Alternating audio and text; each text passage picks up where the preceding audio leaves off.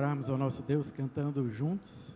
Vamos ficar em pé e louvar ao nosso Deus nessa manhã, clamando, adorando e suplicando a sua proteção, a sua direção na vida de cada um de nós que precisamos estar sempre perto de Jesus.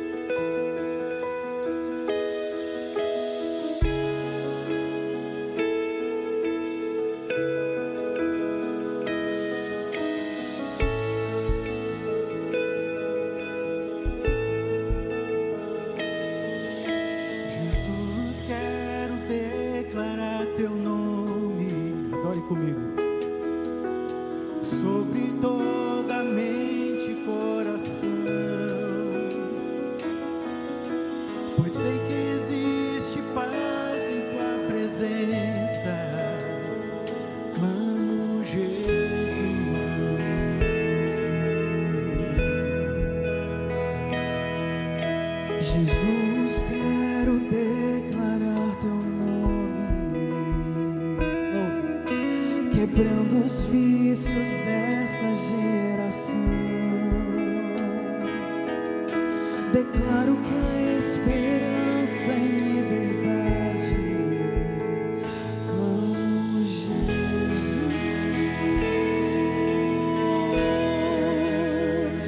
teu nome é cura, é poderoso, teu nome é vida.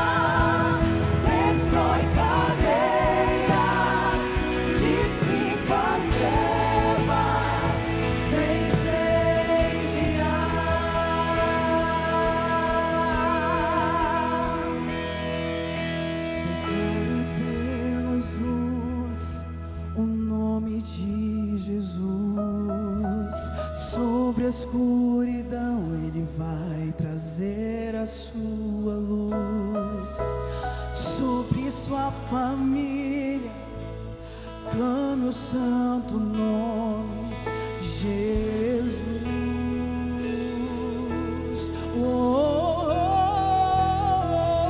Declare pelas ruas o nome de Jesus sobre a escuridão. Ele vai trazer a sua luz sobre sua família.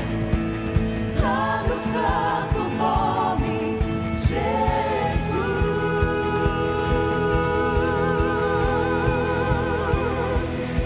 Declare pelas ruas o nome de Jesus sobre a escuridão. Ele vai trazer a sua luz sobre sua família.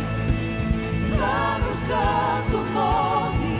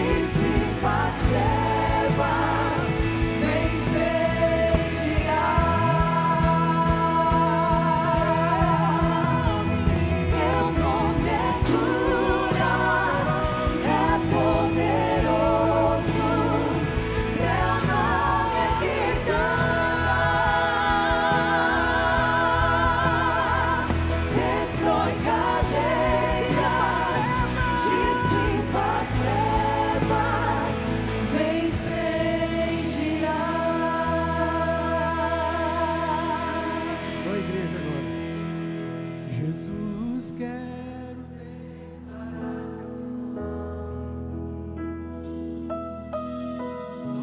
toda alma em depressão. Piedade, medo, saiba agora.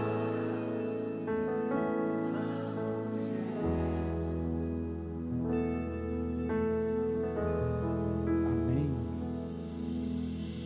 Que bom que a gente tem essa ligação direta com nosso Deus através de Cristo Jesus.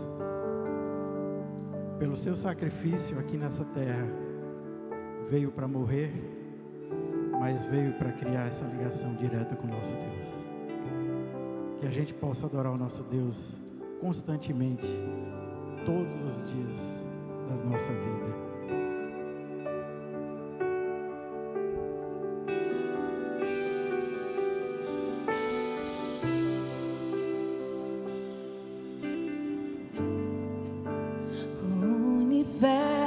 Chora, o sol se apagou, ali estava morto o Salvador,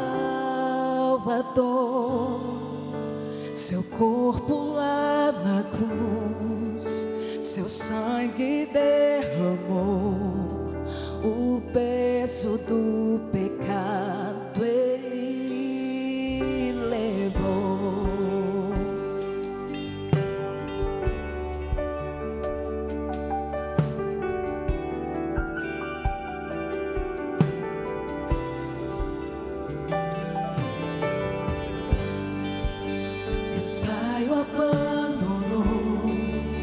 Cessou seu respirar, em trevas encontrou o Filho. A guerra começou, a morte enfrentou, todo o poder das trevas vencido foi. A terra estremeceu, o sepulcro se abriu e nada vencerá seu grande amor. Ó morte, onde estás? O Rei ressuscitou, ele venceu para sempre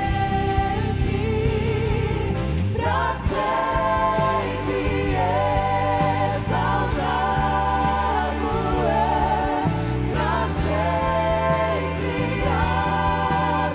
adorado é, para sempre ele vive, ressuscitou, ressuscitou.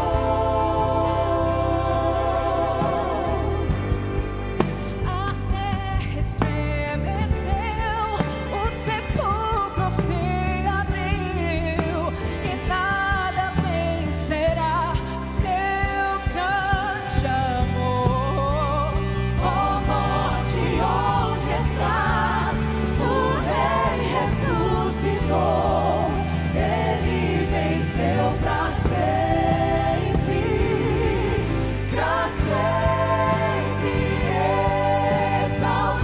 exaltado é, para sempre adorado é, para sempre ele vive, ressuscitou, ressuscitou.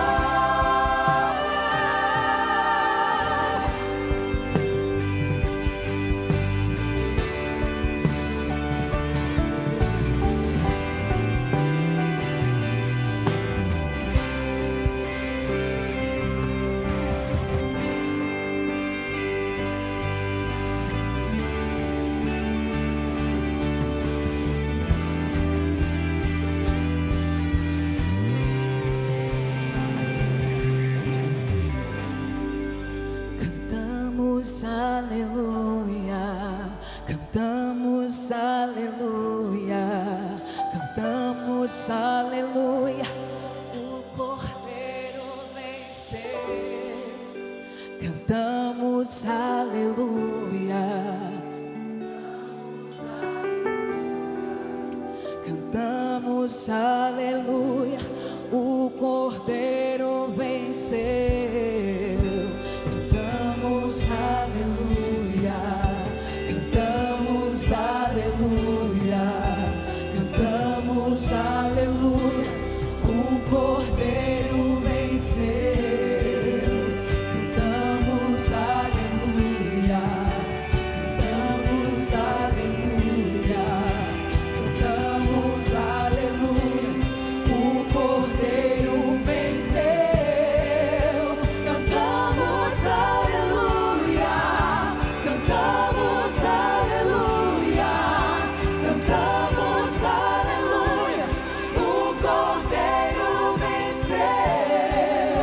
Cantamos aleluia, cantamos aleluia, cantamos aleluia, o Cordeiro venceu.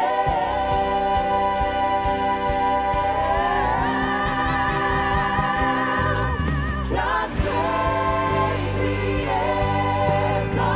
exaltado é, pra sempre adorado é, pra sempre Ele vive, ressuscitou, ressuscitou, pra sempre exaltado é, pra sempre adorado é, pra sempre Ele vive, ressuscitou,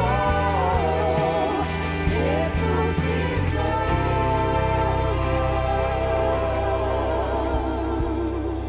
E a igreja canta. Sim, eu amo a mensagem da cruz.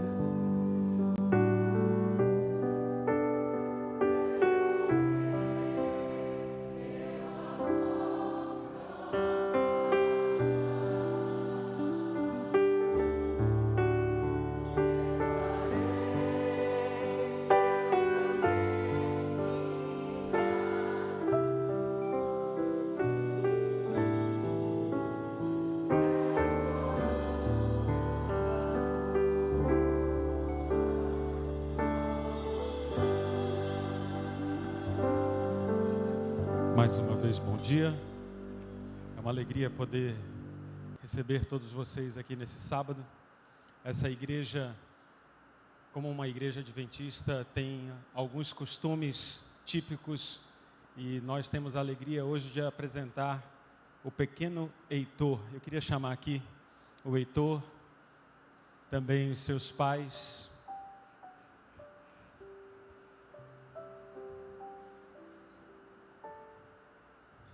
Está vindo aqui. Eu acho que tem mais gente da família. Eles vieram? Não, o pai está aqui. Ó. Achei já.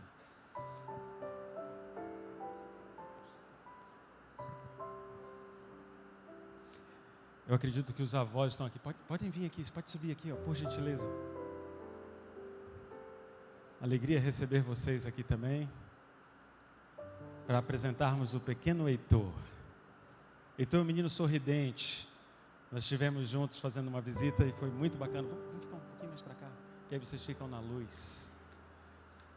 E eu queria apresentar o Heitor com um texto que para mim é um texto clássico para vocês, pais do pequeno Heitor.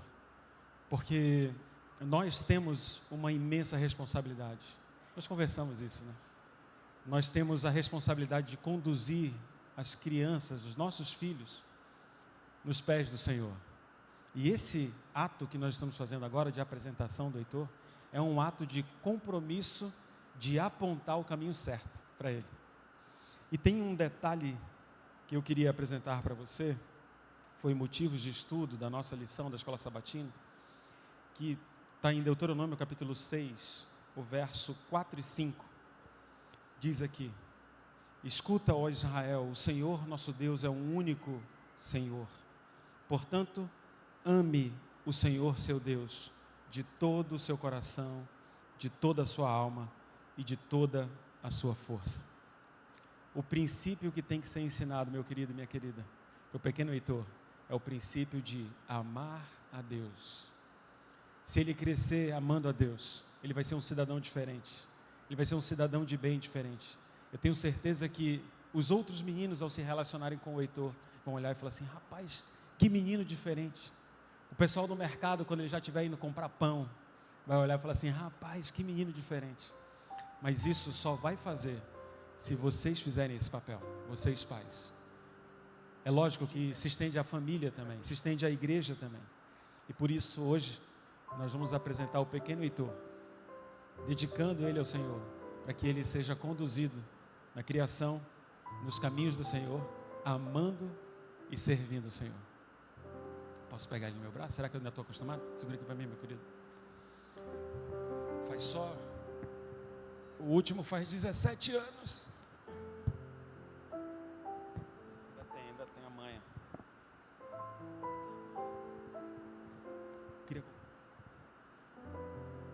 Queria convidar a igreja para continuar desse mesmo jeito. Nós vamos nos ajoelhar aqui para orar.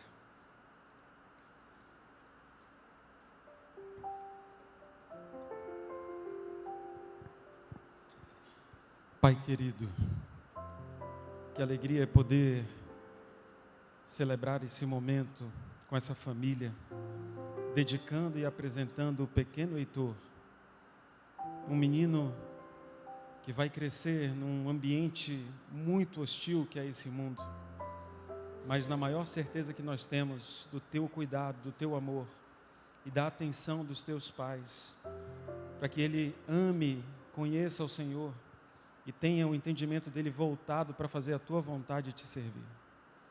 Senhor, nós pedimos uma bênção especial sobre os seus pais, que carregam essa imensa responsabilidade.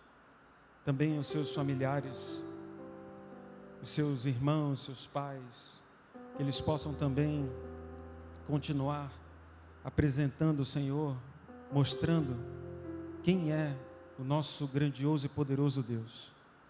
E que o Heitor possa crescer, Senhor, em sabedoria e graça. É o que te suplicamos em nome de Jesus. Amém.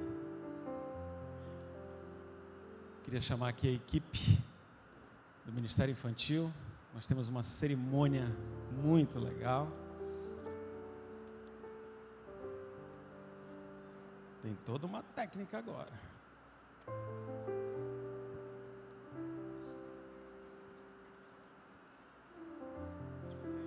Sim, toda a família, mas isso, para ficar na luz, né? Muito obrigado. Nós vamos lá, vamos tentar caprichar no carimbo. Eita, agora cuidado para não carimbar o vestido da mãe.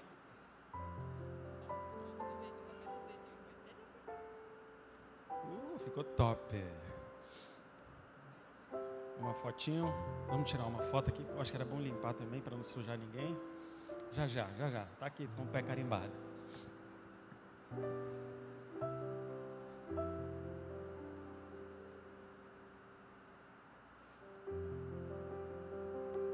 Deus abençoe vocês. Que alegria.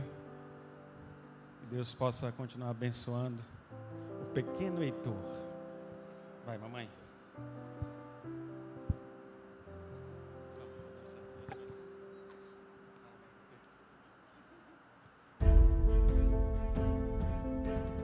Até que ponto você vai aguentar a pressão de não jogar aos sábados?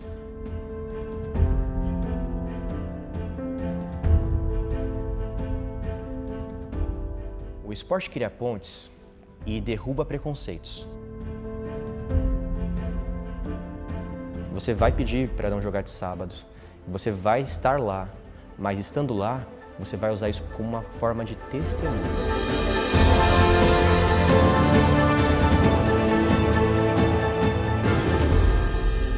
Provai e vede. Histórias de fé e fidelidade. Match Point.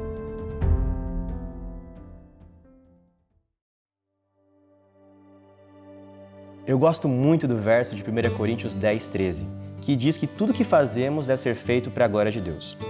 Conciliar paixão, profissão e missão é um privilégio.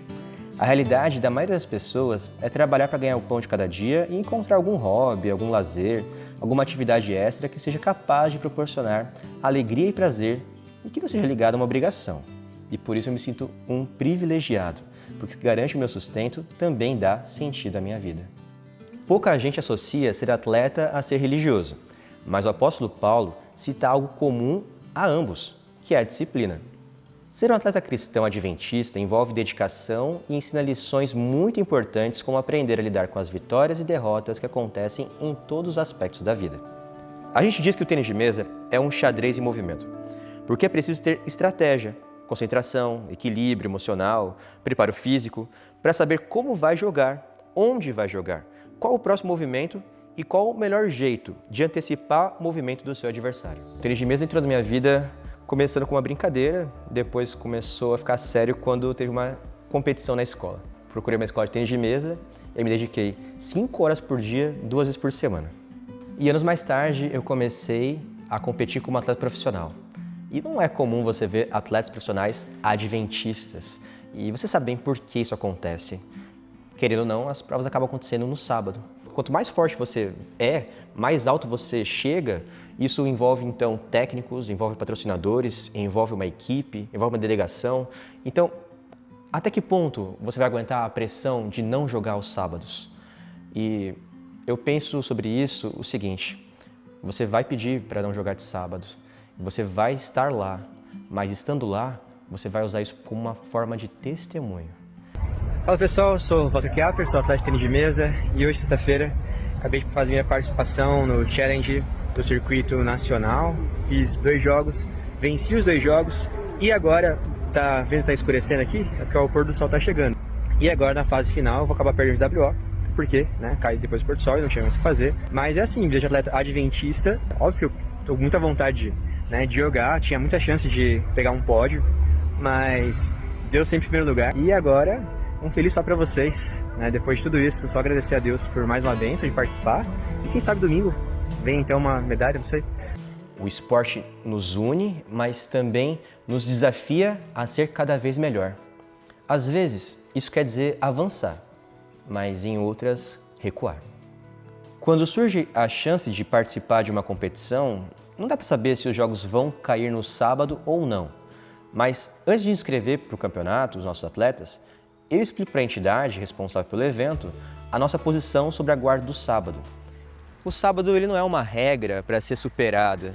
Na verdade, o sábado vai continuar existindo, a gente guardando ou não guardando esse dia. Ele vai continuar sendo um dia santo, um marco entre Deus e também a humanidade. Com isso, eu lembro que, às vezes, Deus faz questão também de nos surpreender.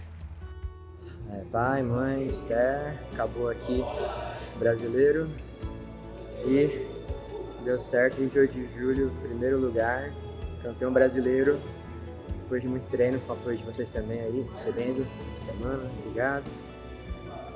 Deu certo, campeão brasileiro de tênis de mesa. O meu desafio em relação ao sábado foi no esporte, mas o seu pode ser no trabalho ou na faculdade. O que eu quero dizer é que o Deus que eu confio é o mesmo Deus que está ao seu lado. Não negocie a sua fidelidade a Ele. Por isso, em meio aos desafios, coloque Deus em primeiro lugar. Nós servimos a um Deus bondoso e por isso, provai e vede.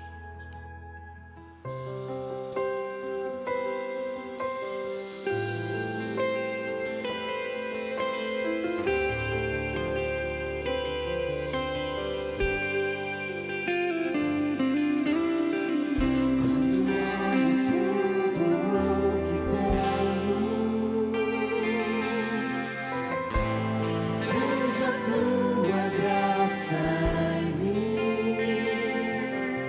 Nada é meu, tudo veio das tuas mãos. Teu amor me sustenta, Senhor. Eu me rendo, eu me entrego.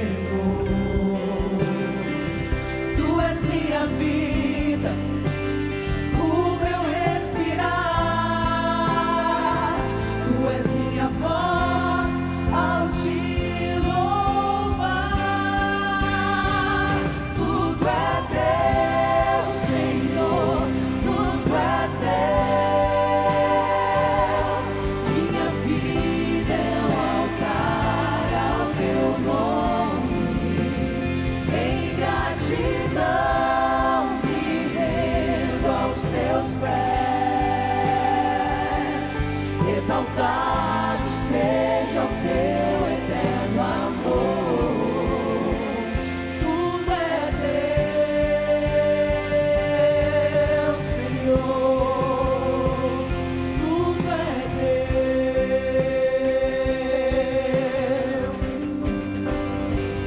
Tudo é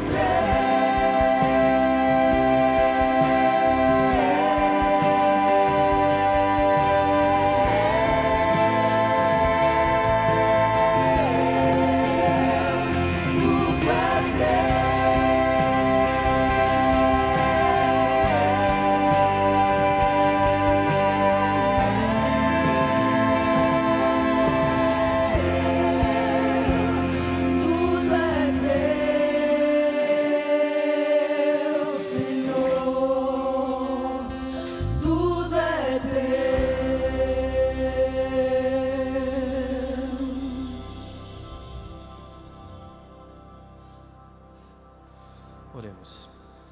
Querido Deus, amado Pai, Senhor, estamos aqui aos Teus pés, dedicando o que nós temos aqui nessa terra, mas a Ti, Pai. Sabemos que tudo é Teu, nada provém de nós, e nós colocamos aqui como gratidão, Senhor, esses dízimos e essas ofertas, e desejando, Pai, que o Senhor esteja conosco e direcionando todas essas ofertas e dízimos para o Teu propósito, que é salvar pessoas, Senhor. Seja com os momentos que seguirão de adoração, nós te pedimos em nome de Jesus. Amém. Logo estaremos num lindo lugar, com jardins e um rio de cristal, onde andaremos na presença do Senhor. Logo da terra se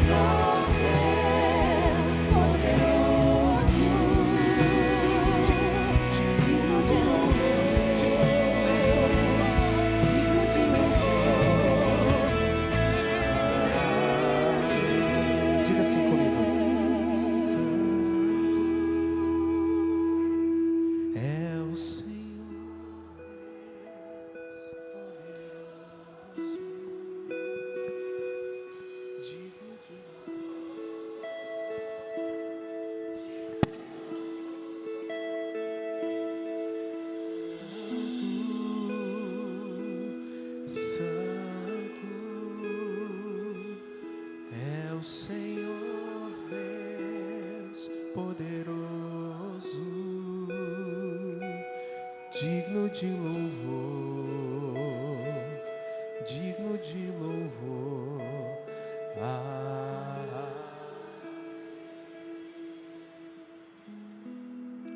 Amém. Fecha seus olhos.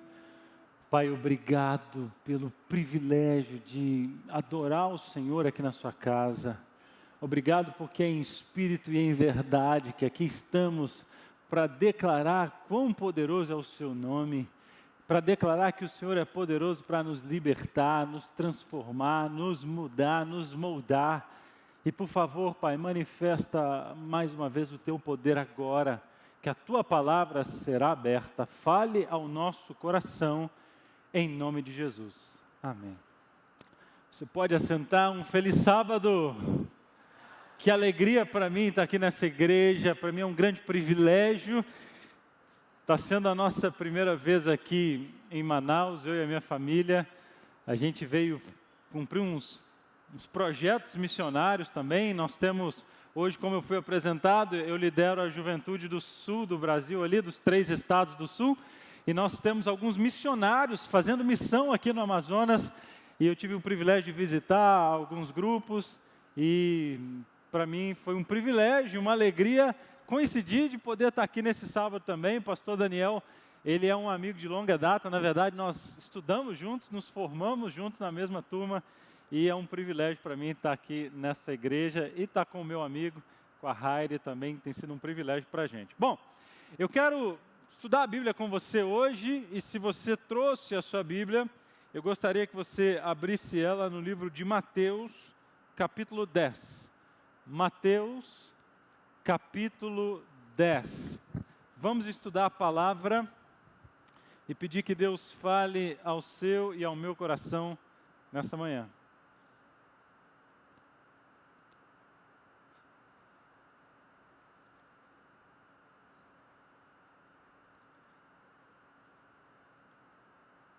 Tem alguém aqui que também está visitando a cidade? Não é daqui? Dá um tchauzinho aí, deixa eu ver. Ok, alguns. Muito bem. A gente já experimentou algumas coisas da culinária local, mas falta algumas, viu? A gente está ouvindo sugestões bem legais. Muito bem. Bom, Mateus 10, quem achou aí, diga amém. Muito bem. Ó, eu lidero jovens há alguns anos e normalmente eu me fazia uma pergunta. Por que será que alguns jovens, com grandes oportunidades de estar na igreja, muitas vezes acabam se distanciando dos caminhos do Senhor? E outros que talvez tinham motivos para não aceitar, motivos humanos, vamos dizer assim, acabam se tornando grandes bênçãos na igreja. Por que será que alguns bons dos nossos jovens, às vezes abandonam a fé? E por que será que alguns que tinham tudo para não aceitar, como eu disse, motivos humanos, acabam se tornando uma bênção e se tornam muito frutíferos na casa de Deus? Mas para o assunto não ficar só na juventude, eu quero estender a minha pergunta e fazer outros paralelos. Por que será que alguns casamentos que tinham tudo para dar certo fracassam, e alguns casamentos que tinham até motivos para fracassar são restaurados? Por que será que algumas pessoas que tinham tudo para aceitar o evangelho não se decidem? Pastor, eu já estudei, frequento a igreja, mas eu não tomo decisão. Tem gente que demora a tomar uma decisão. E por que será que alguns que também têm travas, pessoas, perseguições, acabam decidindo ao lado de Jesus? Por que será que algumas amizades bonitas são desfeitas? E por que será que amizades que estavam trincadas, separadas, são restauradas e as pessoas voltam a uma boa convivência? Bom, para responder essas e outras perguntas essa manhã, eu pedi você para abrir no livro de Mateus, capítulo 10, porque a história dos discípulos de Jesus tem muito a nos ensinar sobre vários aspectos da vida e de alguns paralelos, porque Jesus chamou 12 discípulos, mas nem todos os 12 tomaram caminhos iguais. Por exemplo, capítulo 10, verso 1, lê comigo aí. Tendo chamado seus 12 discípulos, deu-lhes Jesus autoridade sobre espíritos imundos para os expelir e para curar toda sorte de doenças e enfermidades. Ou seja, Jesus chamou 12, deu poder para os 12. Mas dentre os 12, tinha aquele que talvez é o preferido de muitos. Qual que é o seu discípulo preferido? Fala aí para mim. João? Time João ou time Pedro aí? Pedro ficou mais alto aí. Mas hoje você pode ter como João, vamos ficar com o João, que é chamado de o discípulo amado. E ele é um dos prediletos junto com Pedro. Mas tem aquele que ninguém gosta, que é o Judas. Os dois são discípulos, os dois andaram com Jesus, mas tiveram finais diferentes. Ao estudar agora um perfil dos dois, nós vamos chegar às respostas que eu fiz para você aqui no início da minha mensagem. Mas para isso, a gente precisa montar um perfil deles. E talvez você vai ver agora um perfil de uma maneira pouco habitual. Se você me acompanha nas redes sociais, sabe que eu gosto das curiosidades da Bíblia, né? E eu vou trazer algumas para vocês, talvez uma mais legal sobre Judas no final do perfil que você vai montar comigo dentro da Bíblia sobre Judas. Vamos lá. Você conhece alguém hoje? Toda vez que eu apontar para cá vai ser Judas, tá? E para cá vai ser quem? João. Do lado de lá quem? E aqui? Tá, Judas. Você conhece alguém com o nome de Judas hoje em dia? Teria coragem de colocar o nome do filho de Judas? Porque Judas é conhecido como o traidor. Mas vamos ler o que diz a Bíblia sobre ele. Lê de novo agora o verso 1. Prestando bastante atenção. Ó. Tendo chamado seus 12 discípulos, deu-lhes Jesus autoridade sobre espíritos imundos para os expulsar e para curar toda sorte de doenças e enfermidades. Pula para o verso 4. Entre eles estava Simão, o Zelote. E quem mais? Opa! Então Judas era um dos 12 que recebeu o poder e autoridade de Jesus para fazer duas coisas. Quais foram? Expulsar demônios e curar. Ou seja, Judas era um homem, esquece um pouco, o traidor, porque quando eu ouvia falar sobre Judas, eu já imaginava um cara infiltrado, assim, desde o início, esperando a primeira oportunidade para trair, mas não foi bem assim. Ele, a princípio, era um homem de poder e autoridade. Quando Judas orava, o diabo ia embora, era expulso. Quando Judas orava, enfermos se levantavam curados. Já parou para pensar? Judas aqui nos hospitais de Manaus, orando de leito em leito, e pessoas sendo levantadas, curadas. Esse era Judas. Bom, como todos os outros discípulos, um dia, não como todos os outros, como todos os outros que queriam também ser discípulos, porque nós percebemos que Jesus convidou discípulos. Mas no caso de Judas nós não vemos um chamado, mas era muito comum pessoas se oferecerem para seguir determinado mestre. E em algum momento Judas chega para Jesus e diz assim: mestre, seguir-te-ei para onde quer que fores. Essa era uma fala comum daquela época. E aí Jesus tinha uma resposta padrão.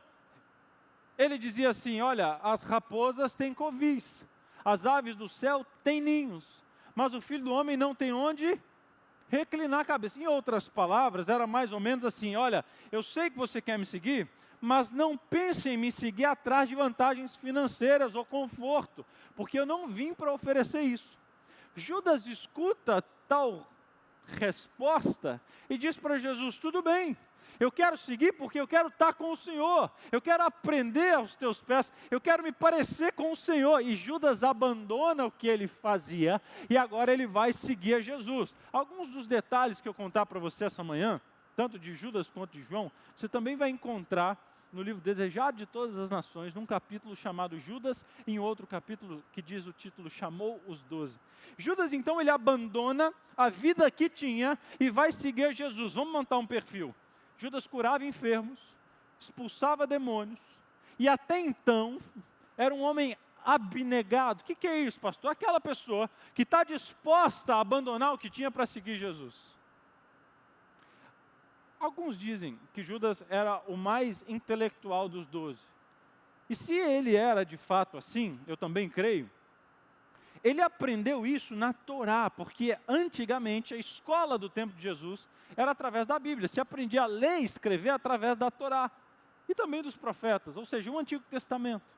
E se Judas era, portanto, o mais culto dentre os 12, significa automaticamente, naquela sociedade, que ele era também entendido das Escrituras. Então eu estou falando de alguém que curava enfermos, expulsava demônios, era um homem abnegado e entendido das Escrituras.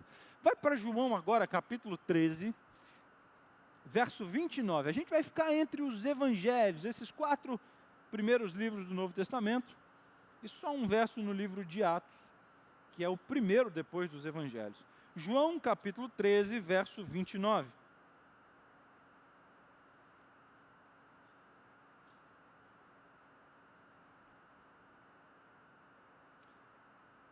Que diz assim, essa é uma característica de Judas. Pois como Judas era quem trazia a bolsa, pensaram alguns que Jesus lhe dissera, compra o que precisamos para a festa, ou lhe ordenara que desse alguma coisa aos pobres. Vamos lá. Judas cuidava de quê, gente? A bolsa. Bolsa de quê? Dinheiro de onde? Doações. Gente que queria que o evangelho se expandisse. E aí, de repente, os discípulos começam a receber essas doações. E aí vem aquela pergunta, e aí, quem é que vai cuidar do dinheiro? Se fosse você para escolher, quem é que tem que cuidar de dinheiro em todos os lugares? Tem que ter algumas características, pelo menos 2. Me ajuda com uma, vai. Honesto, ok? Concordam? E segunda, que tem a ver com isso? Organizado. Vamos dizer assim, honestidade e ter habilidades financeiras também, certo? Não adianta ser honesto e não saber fazer conta. Judas, ele se reúne, os discípulos começam a receber as doações. E aí é meio que comissão da igreja agora, assim, ó. Um fala, e aí gente, quem é que vai cuidar do dinheiro, hein? Aí um fala assim, eu não quero mexer com esse negócio de dinheiro, dá muito problema. Aí o outro fala assim, você também não, hein? Talvez para Mateus, um ex-cobrador de impostos. Aí o outro fala assim, mas você também não tem aptidão. E aí eles começam a discutir. E aí chega uma conclusão que existia um que reunia as características para cuidar da finança. Era um homem honesto, pelo menos aparentava honestidade, tinha habilidades financeiras. Como você viu o texto, Judas sai da sala e pensaram que ele ia comprar alguma coisa. Ou seja, não era só alguém que cuidava do dinheiro, era alguém que tinha autonomia para resolver os problemas. Então, os discípulos se reúnem e falam assim, olha, o mais confiável, aquele que tem habilidades financeiras, aquele que tem liderança, aquele que é bom de relacionamento com o público, é você, Judas. Ei, Judas curava enfermos, expulsava demônios, entendido das Escrituras, um homem abnegado, tinha habilidades financeiras, lidava bem com o público, inspirava honestidade. E aí, irmão White vai dizer assim, que isso aqui dá até raiva do Judas, que diz que depois de tudo isso, Judas ainda era um homem de, a linguagem antiga, de imponente aparência. Sabe o que é isso? O cara era ainda bonitão. Aí você fala, pastor, esse tem tudo para vencer. Mas qual que foi o final de Judas? Vamos para a curiosidade bíblica. A maioria de vocês vai dizer assim, Judas se enforcou. E se eu disser que foi assim, mas não foi bem assim? Vamos para o livro de Atos, capítulo 1. Abra sua Bíblia aí, é o próximo livro. Atos, capítulo 1.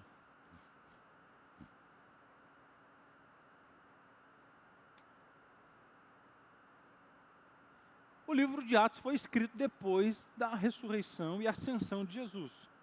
Judas já não estava entre eles, então eles escrevem o que aconteceu.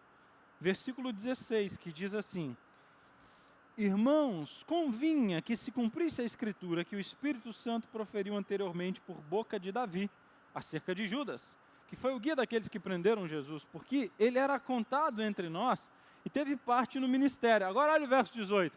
Ora, esse homem adquiriu um campo com preço de pecado ou de iniquidade, eu não sei como está a tua tradução, e precipitando, ou seja, se jogando, rompeu-se pelo meio, ou seja, foi partido ao meio, e todos os seus órgãos ou as suas entranhas se derramaram, ou saíram para fora.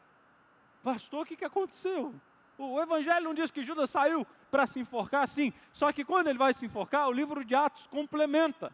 ele se enforca, a corda arrebenta, ou o galho quebra, a gente não sabe, e ele cai precipício abaixo, espatifa-se no chão, em pedras pontiagudas, e os seus órgãos saem para fora.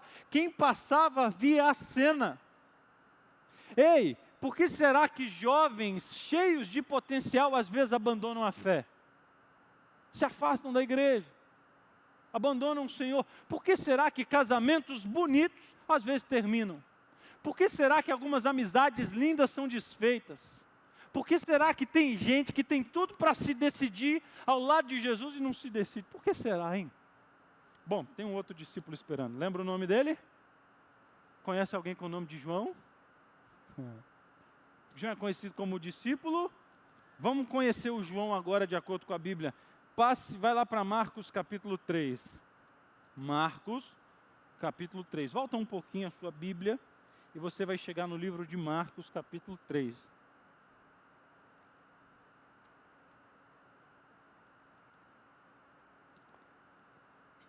Versículo 14, que diz assim: é o chamado dos 12 agora na visão de Marcos, olha que legal. Verso 14, então designou 12 para estarem com ele e para os enviar a pregar.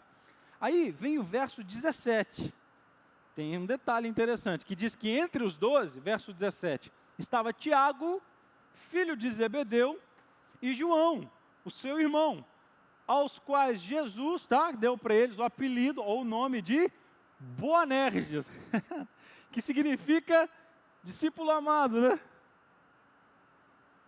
Como é que está aí? Filho do trovão, mas não é a mesma coisa? Não, pastor, é o contrário. Sabe o que é um filho do trovão? É o cara temperamental, sabe aquele bravo, mas é crente. Ele é nervoso, briga no trânsito, mas é crente. Você fala, bom dia, irmão João. O que tem de bom? Já viu gente assim? Parece que foi batizado no limão, gente. Agora, às vezes a gente encontra os irmãos assim, se você é desse tipo, se converta. Porque não tem nada de bonito num cristão assim. A Bíblia diz que fruto do Espírito é o oposto disso. Mas o João vai te dar esperança. Às vezes a gente encontra os irmãos, esses dias eu estava indo para uma igreja, eu pastoreava no Rio de Janeiro, os jovens ali. E um dia o policial fez o sinal para eu parar, só que eu não entendi que era para parar, eu entendi que era para ir devagar, ó. E ele fez o sinal, tinha muito tempo que a polícia não me parava, e aí era para eu parar, mas eu entendi que era para ir devagar. Eu só não parei quando eu passei olhando para ele ainda assim, ó. Eu nunca vi um homem tão bravo na minha vida. Ele olhou e falou assim, você não entendeu não? Um grito na minha janela. E no susto, o que eu respondi? Não. Aí ele achou que eu estava afrontando ele. Foi muito rápido ele. Então encosta aí que eu vou te fazer entender. Eu, puxa vida. E fui encostando. Nossa. E aí que eu vi que esse homem estava muito bravo, eu mandei um WhatsApp para o pastor. Era sábado de manhã, eu ia para uma igreja, era o início de uma Semana Santa. E eu falei, pastor, acho que eu vou atrasar. Quando eu desci do carro, o policial não parava de esbravejar e falou assim, você está maluco? Você não parou? Quase me atropelou. Eu falei, ele estava distante assim de mim.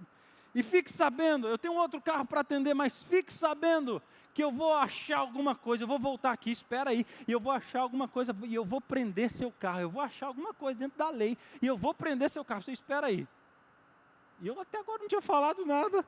Aí ele saiu, eu falei, mandei outro WhatsApp, o pastor não tinha visto nem o primeiro. Eu falei, pastor, não vou chegar não.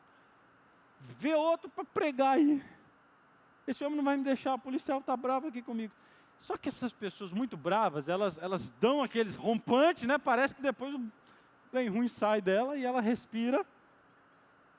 E volta mais normal, mas ainda bravo. Só que eu estava na porta do carro com a camisa da Semana Santa, que no caso era o título assim, o amor vive. Aí, eu acho que não, já vou antecipar, esse homem era cristão, desse jeito, bravo assim. E quando ele me viu, eu não sei se pela camiseta, ele parou e falou assim, tá indo para onde?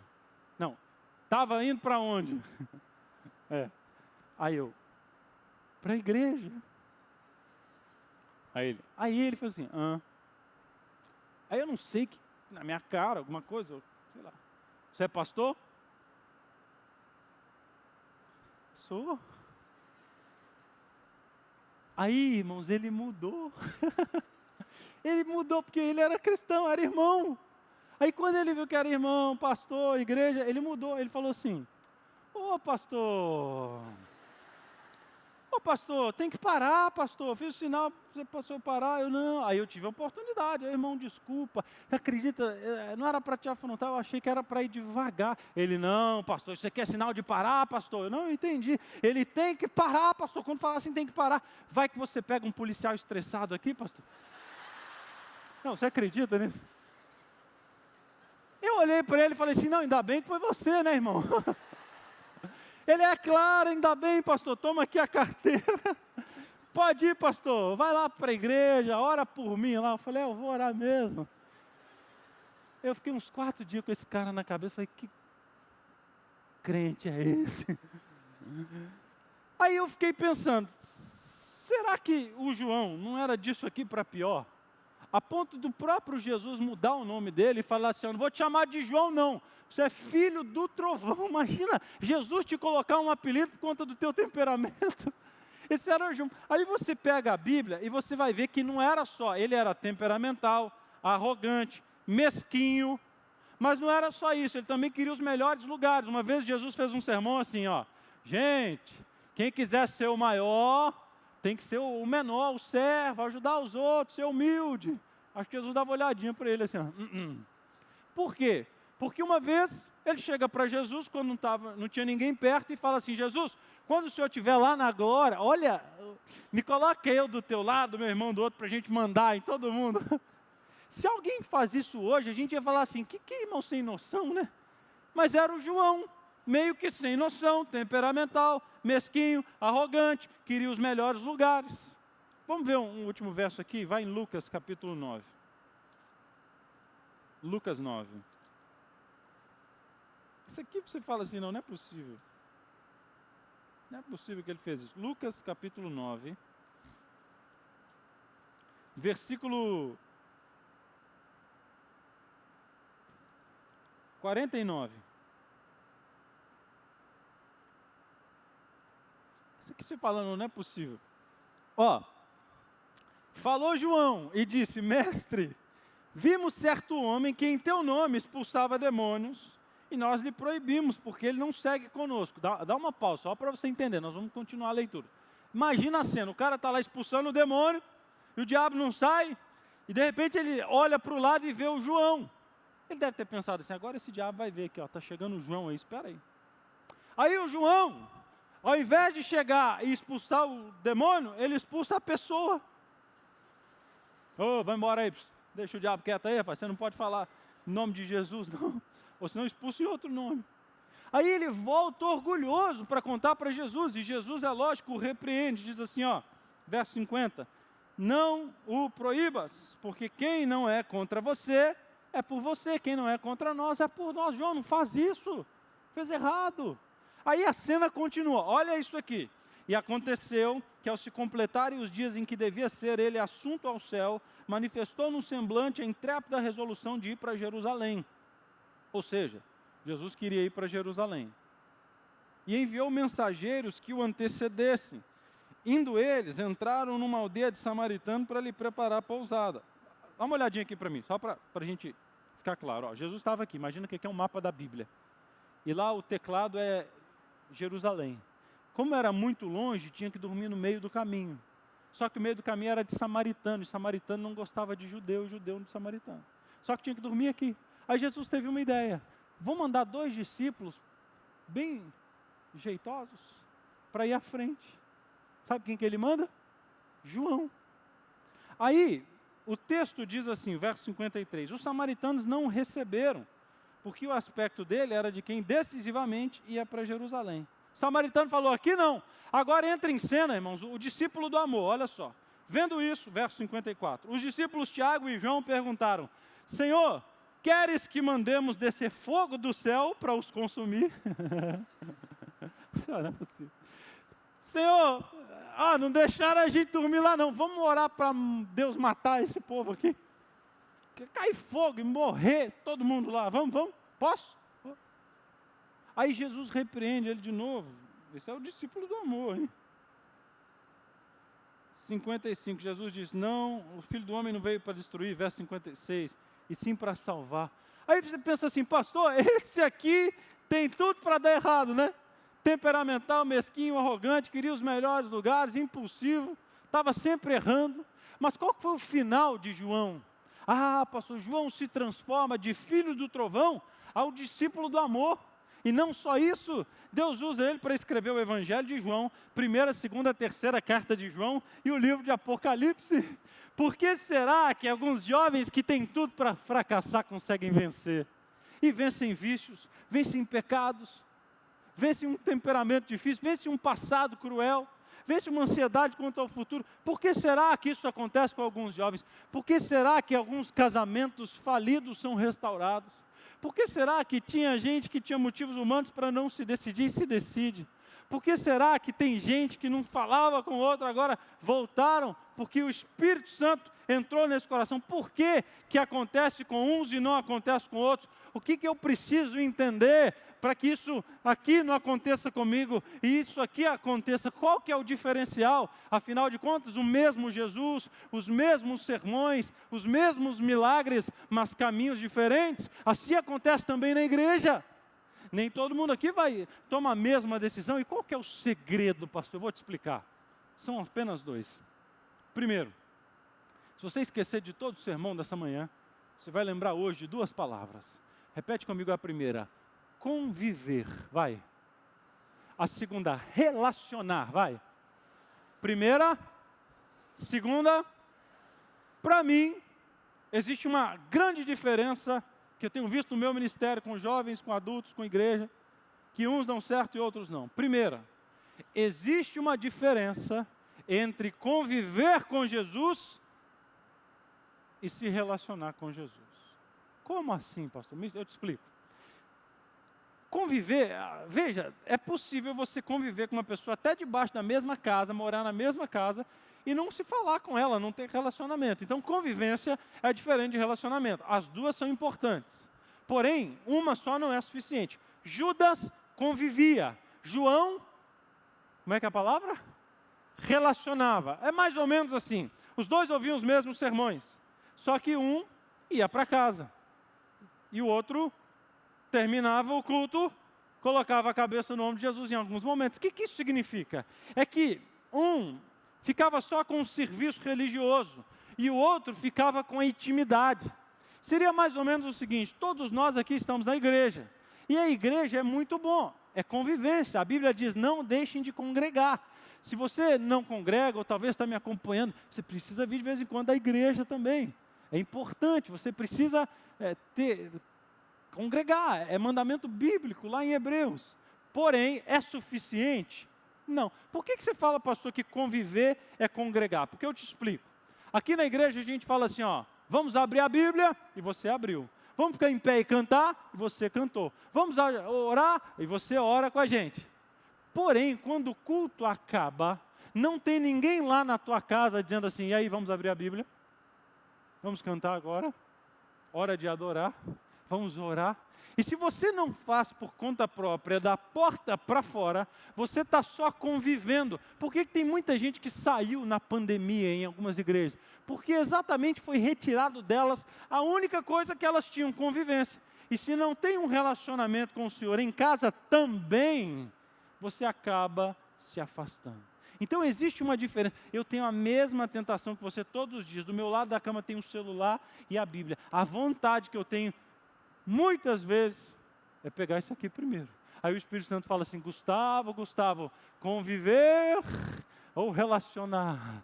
E aí eu tenho que parar e ler a Bíblia, e tenho que orar antes de dormir, ler alguma coisa espiritual, ouvir um sermão, fazer alguma coisa para me conectar com o Senhor. Então esqueça de ficar só convivendo e grave de que além de conviver você precisa, como é que é o nome da palavra? Tá. Segundo e último, Judas tinha 2 defeitos, que eu vejo um paralelo muito forte com os mesmos defeitos que eu vejo jovens saindo da igreja, casamento terminando e tudo que eu falei para vocês. Primeiro, anota para você riscar isso da tua vida e nunca deixar entrar na tua casa. Primeiro, Judas era muito crítico, repete comigo, crítica e orgulhoso. Orgulho, repete. Crítica e orgulho, crítica e orgulho. Esses 2 defeitos de Judas faziam com que ele perdesse o brilho nas coisas espirituais. Porque o crítico, seja num casamento ou numa igreja, o olho dele é treinado para ver defeito. Pode cair fogo do céu aqui hoje, ó. Aí todo mundo fala assim, uau, caiu fogo do céu. O crítico, ele vai olhar o fogo e vai falar, mas esse fogo está meio laranjado, né, pastor? Assim, tá um fogo. Porque o olho dele é treinado. Num casamento, ele é aquela pessoa que o cônjuge faz 10 coisas boas, mas quando faz a coisa ruim, ele tem que apitar aquela falta. E o olho fica treinado para ver defeito. O jovem crítico é aquele que vê defeito em tudo, na liderança, no pai, na mãe. Quantos que afastam da igreja e o motivo não é doutrinário? É se pastor, porque lá na igreja fulano fez isso comigo e eu não gostei da forma. É verdade, tem muitos erros. Mas se você só vê o lado ruim, só quando existe erro, você acaba se afastando. E o Judas, ele tinha esse defeito, apesar de ter muitas qualidades. E deixa eu falar com muito carinho, tá? Eu sou dessa igreja, nasci dessa igreja, meu avô, minha avó, meu bisavô era da igreja. Então eu posso falar não como pastor, somente como membro da igreja. Cuidado com você, pai e mãe, que é muito crítico. Seus filhos acabam te ouvindo. E às vezes acaba um culto, a gente fala da igreja, do irmão. Quando os meninos eram menores, eu e minha esposa, a gente sempre trabalhou na igreja, aí quando a gente falava da igreja, eles nem ligando, assim, algum assunto normal. Aí quando falava assim, mas você viu fulano? Eles paravam de brincar e ficavam assim, para ouvir uma fofoca. Aí tem uma historinha, tá? Que diz que o pastor foi visitar uma família, e o pastor ficou sentado, e a criancinha da família ficava indo assim nas costas do pastor, na nuca do pastor, e voltava. Todo mundo achando engraçadinho, ele vinha assim. Tá.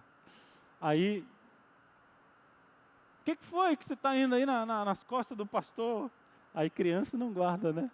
Aí criança fala assim, não, é porque o papai fala que o pastor tem 2 caras, e eu fui ver se é mesmo.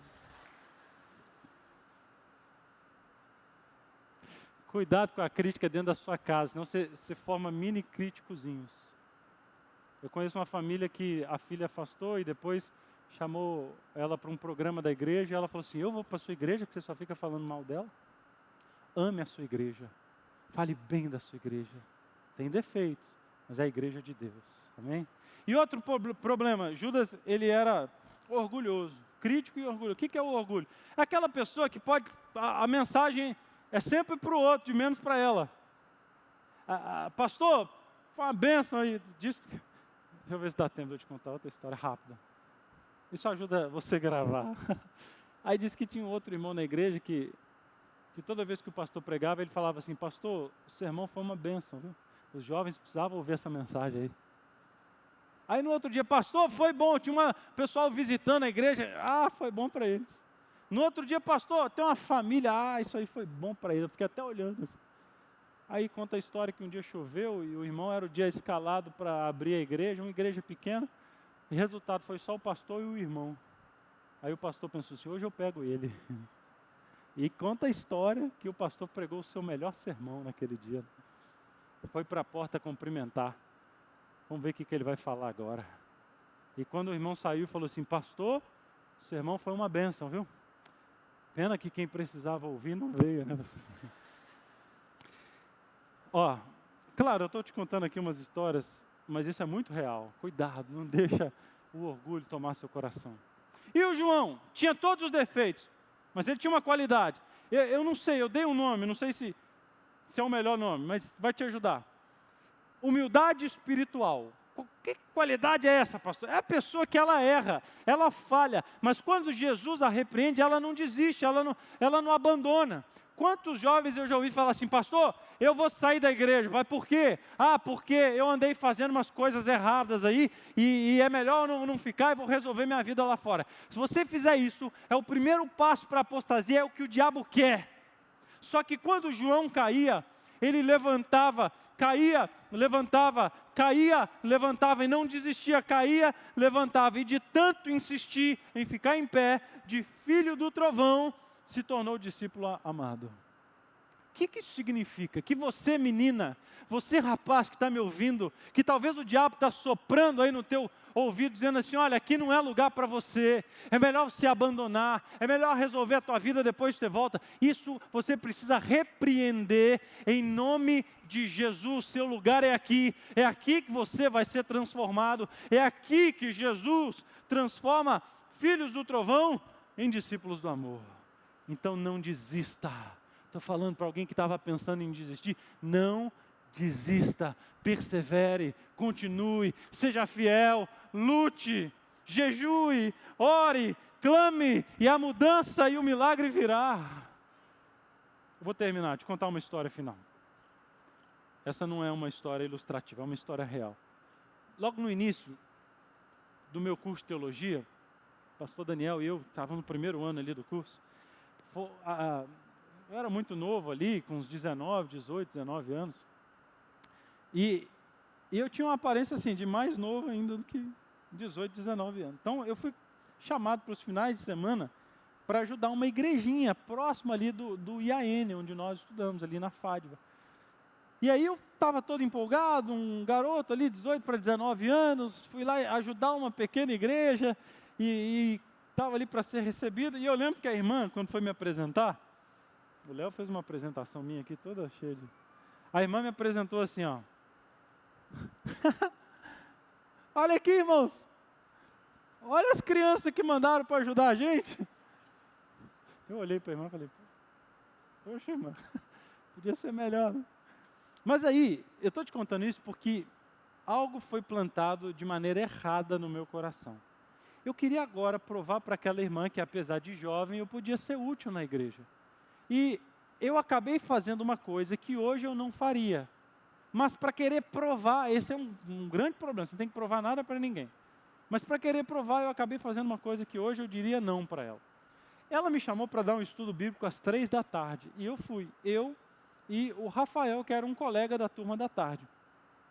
E fomos no estudo bíblico. Só que na hora do estudo ela disse assim, Gustavo, eu não vou poder, tive um imprevisto. E eu preciso que vocês dois vão lá e dê o estudo bíblico para a irmã. Falou o nome da irmã.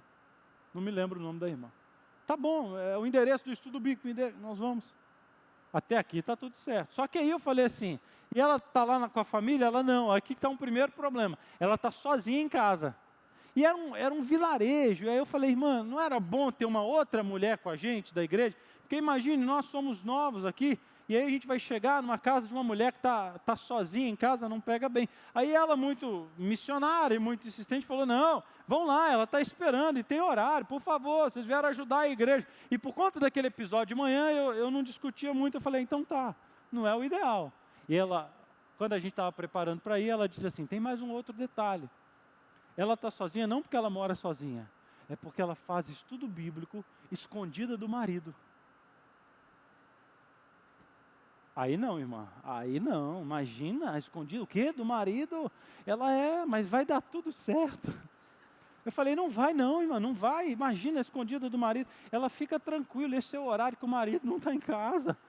Irmã, se alguém passa e escuta essa conversa, vai me dar um problema, imagina, o marido não está em casa. Ela, mas vocês têm que ir antes que ele volte, porque agora, de 3 às 4, o estudo, se a gente ficar aqui conversando, vai perder. Eu já dei mais de 6 lições para ela, o marido, ela programa a semana toda para o marido sair.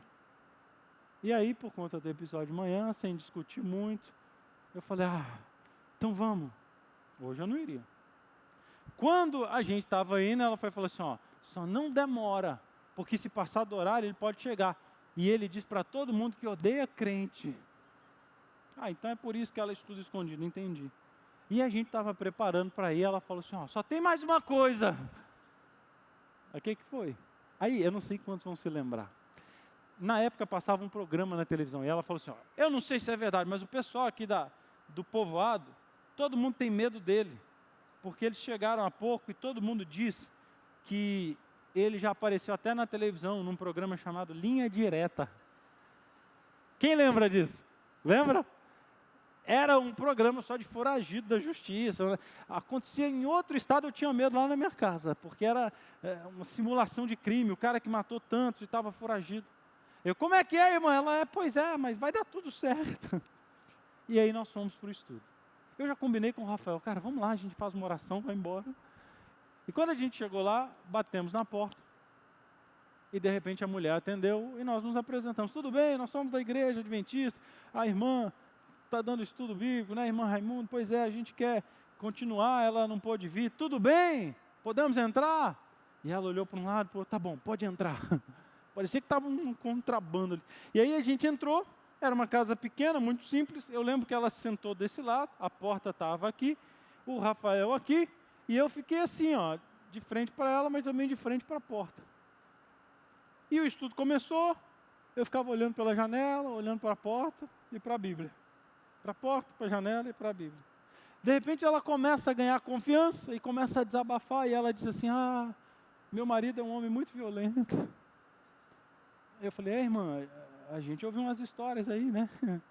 Ela, não, o pior é quando ele bebe. Eu falei assim, e onde é que ele está agora? Eu falei assim, ele está no bar. Aí eu olhei para o Rafael e falei assim, cara, vamos terminar? Só que antes do horário previsto, quando eu olho para a janela, quem é que está vindo numa velocidade, galopando, eram chácaras, e ele vinha no cavalo, parecia que estava vindo numa guerra. E quando ele veio, a mulher falou assim, ai meu Deus, meu marido! E a gente falou assim, ai meu Deus do céu, o marido dela. E aí o marido veio galopando, parecendo aquela velocidade, e aí passa mil coisas, eu vou sair correndo. Mas que coisa feia, os crentes saindo correndo com a Bíblia da casa da mulher. Falei, eu vou explicar, vai dar tempo. E aí eu lembro que eu fiquei assim, ó, eu fiquei em pé para recebê-lo, coloquei a Bíblia aqui assim, ó, e fiz uma oração. Falei, Senhor, eu estou dando estudo bíblico, meu Deus. Estou começando agora. Tem misericórdia. E aí, só que nesse período, o cara desceu do cavalo, colocou o cavalo na cerca para não fugir. E ele tira da sela do cavalo um facão. E dá um grito de lá assim, hoje eu mato um. E vem em direção à casa. Eu e o Rafael aqui assim, ó, com a Bíblia. Só que agora aconteceu algo que foi o que eu acho que aconteceu? Eu acho que alguém lá no bar falou assim, ó, tem homem na tua casa com a tua mulher, e não explicou fazendo o quê. Por isso que ele veio, vou matar. Peraí, não, precisa matar também, que você não gosta de crente, mas precisa matar. Aí, eu acho que foi isso. Quando ele veio com o facão, eu e o Rafael estávamos ali. E de repente, quando ele chega no umbral da porta, irmãos, algo sobrenatural aconteceu, e é por isso que eu estou te contando essa história. Quando ele veio com o facão, e ele nos viu na casa dele, a esposa do lado, meio com medo, nós assim com a palavra, ele fez exatamente assim, ele parou, debaixo do umbral da porta, olhou um pouco para cima, e fez assim, ó, pá, caiu no chão, e o facão caiu de lado. E ele caiu meio e ficou com a mão assim, não caiu morto não, caiu assim. E eu e ele ficamos assim, ó. E a primeira frase dele foi assim, os anjos de Deus estão na minha casa. Eu confesso que eu ainda estava com muito medo. E a gente ficou meio assim, porque a gente não esperava essa reação, a gente queria explicar. Aí de repente ele fala assim, eu sei o que vocês estão fazendo aqui. Vocês estão falando de Jesus, né? O Espírito Santo visitou, irmãos, aquela pequena casa no meio do mato lá, no meio de uma chácara, e nos encheu de coragem. E nós falamos, sim, nós estamos falando de Jesus para sua esposa. E aí ele começou a chorar, igual uma criança, e falava assim, e vocês creem mesmo nesse Jesus? Creem que Ele é de verdade? Cremos nele, sim, cremos de verdade. Então me responda, esse Jesus, Ele tem poder para mudar a minha vida?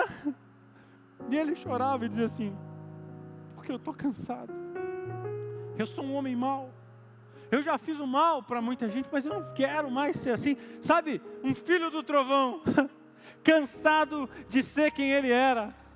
Eu não sei se você já se sentiu assim, sabe? Cansado de um cristianismo mais ou menos. Cansado de viver na igreja, mas não ouvir a voz do Espírito. Cansado de lutar contra o meio e a tropeçar na mesma pedra, no mesmo pecado.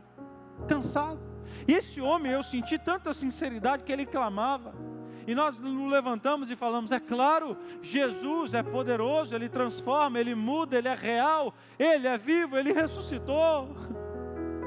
E Ele pode mudar você. E aí nós pregamos e ele chorava, reconciliava com a esposa, foi uma tarde linda. Eu lembro que no final eu fui embora e o Rafael, a gente falou assim, cara, o que aconteceu aqui, né? Coisa linda. No sábado seguinte, eu confesso que por um tempo, porque eu preciso te confessar, nós pregadores somos só instrumentos, o poder está no Espírito. E como um falho pregador, por alguns momentos eu pensei assim, será que ele vai se lembrar? Porque ele estava bêbado, é verdade. Mas olha a cena, no sábado eu estava na porta da igreja e olhei para a rua e estava vindo um casalzinho. Tenta imaginar, você não conhece. Ele a pé, segurando as rédeas do cavalo e ela montada em cima, assim. E ele com uma roupinha simples, mas a melhor que ele tinha, com uma Bíblia na mão. E ele chegou sóbrio na igreja e olhou para a gente e disse assim, irmãos, uma frase do jeito dele, eu nunca esqueci. Irmãos, eu também quero esse Jesus aí para a minha vida. E eles vieram para congregar com a gente. Eu entendi que Jesus ainda está vivo e que Ele ainda é poderoso para mudar você. Eu não sei se você se parece mais com João ou com Judas, se você luta com os defeitos desse ou com um dos dois, como eu. Mas eu tenho uma notícia boa para te dizer. Jesus é poderoso para te transformar, para limpar você do pecado, para te dar uma nova chance, para te usar como um instrumento dele, apesar das suas mazelas e fracassos. Ele é poderoso para te dar a vida nova, para te libertar do vício, do pecado que te escraviza, para te dar uma nova chance e para fazer você ser uma bênção na terra, começando na tua casa, no teu trabalho, na tua vizinhança.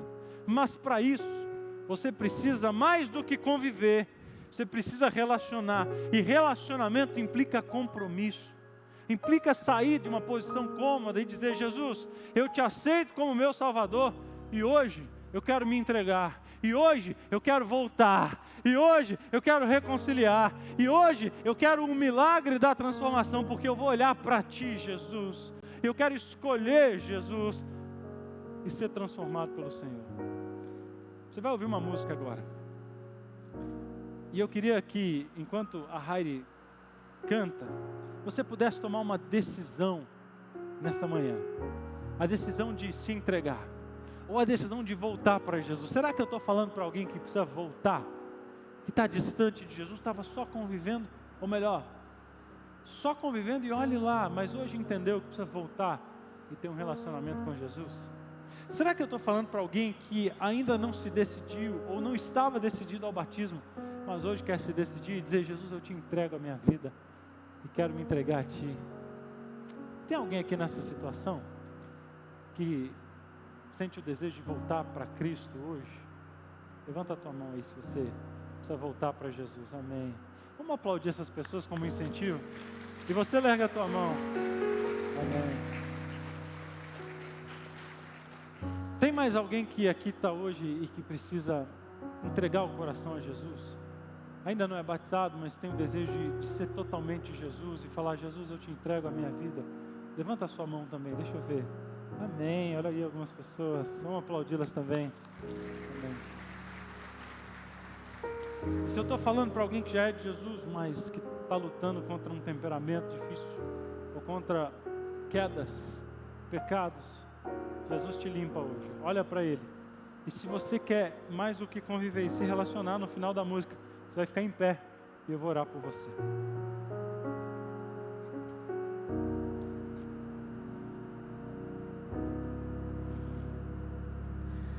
Pai,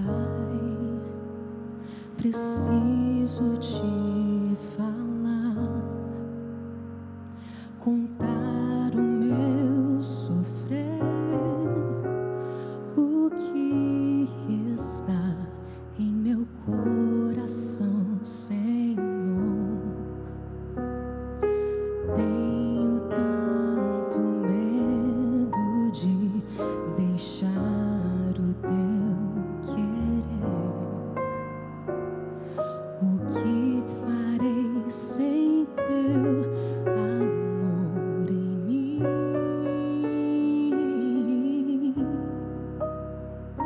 Senhor Jesus, aqui estou. Diga para Te ele. louvo e minha vida está em tuas mãos. Estou aqui para te louvar, entrego meu viver. Ó Senhor, o que é meu, entrego em tuas mãos. Quero ser a tua voz num mundo que precisa de amor.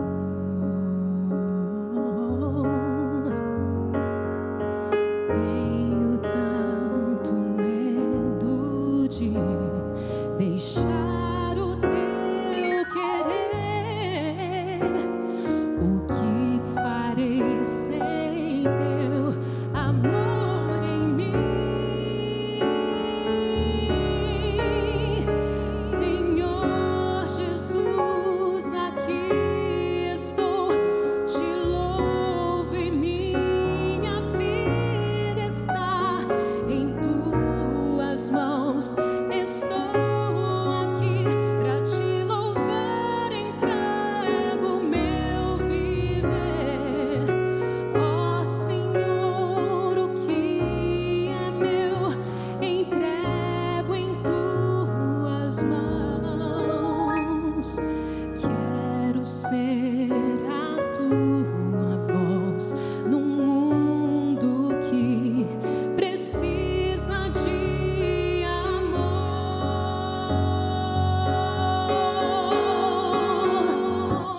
Te entrego o que sou, te entrego o meu ser, o meu coração, o meu caminhar. Pra sempre sou teu. Senhor Jesus, aqui estou. Te louvo e minha vida está em tuas mãos. Estou aqui pra te louvar, entrego meu viver. Ó Senhor, o que é meu, entrego em tuas mãos.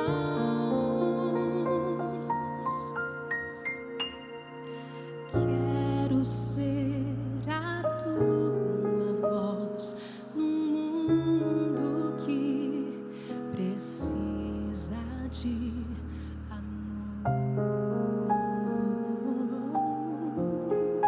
Glória a Deus.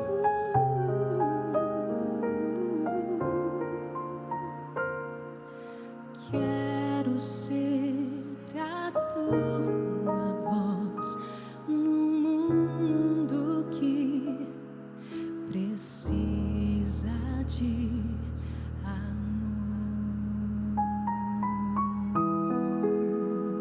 Amém. Porque você aceitou o convite.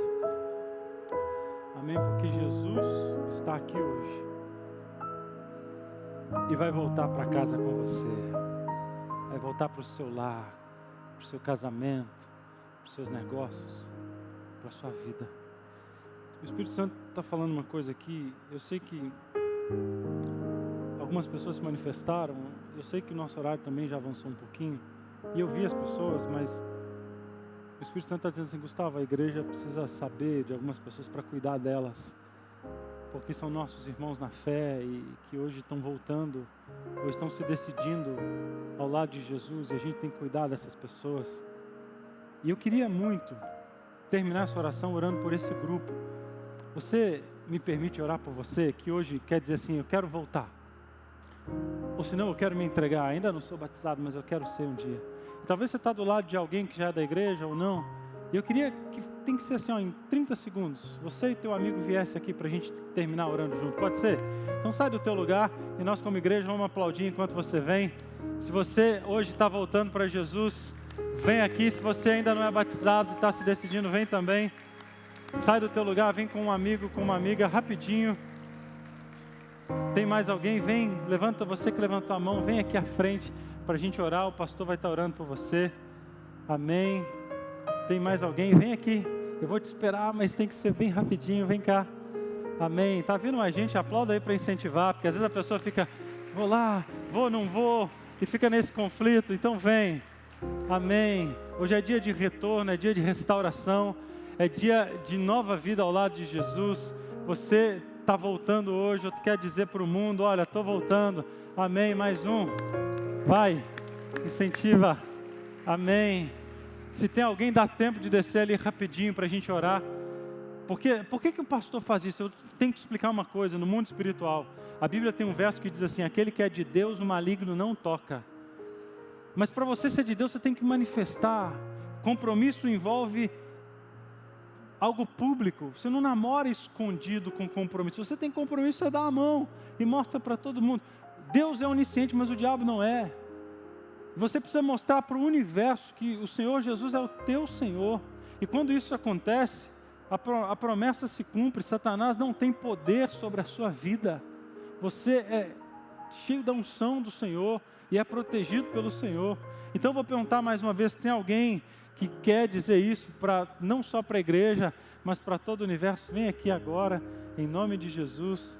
Amém, amém. Se você quiser, vem agora, dá tempo ainda. Amém, glória a Deus. E a gente quer orar por você. Hoje é dia de voltar para Jesus. É o dia do retorno. Amém, amém. Pastor, vamos orar por eles. E que Deus os abençoe. E que vocês saibam que essa igreja é a família de vocês também. Feche os olhos. Pai, obrigado porque nós queremos nos entregar a Ti. E essa vontade vem porque Teu Espírito Santo entrou no nosso coração. É verdade, nós abrimos o coração e o Senhor entrou. E hoje o Senhor nos libertou. O Senhor apagou o nosso pecado e nos deu uma vida nova. E hoje nós manifestamos o desejo de não só conviver, mas nos relacionar contigo. Portanto, Pai, nos liberta do vício, nos liberta do pecado secreto, nos liberta de pensamentos viciosos que nos afastam de Ti. Nos liberta porque queremos ser inteiramente Teus. E somos Teus filhos, e nos use para a glória de Ti. Restaura casamentos, amizades desfeitas. Restaura, Senhor, aquele coração quebrantado que foi ferido por alguém ou por algo. Faz com que tudo seja novo a partir de hoje. E Pai, em nome de Jesus, protege essas pessoas que aqui vieram também. Que o Senhor as abençoe e as guarde. Que o Senhor faça resplandecer Teu rosto sobre eles e tenha misericórdia deles. Que sobre eles o Senhor levante o rosto e lhes dê a paz, pois são Teus filhos. Estão abrindo mão do mundo e se entregando a Ti. Os proteja. Abra portas onde existem portas fechadas. Liberta-os.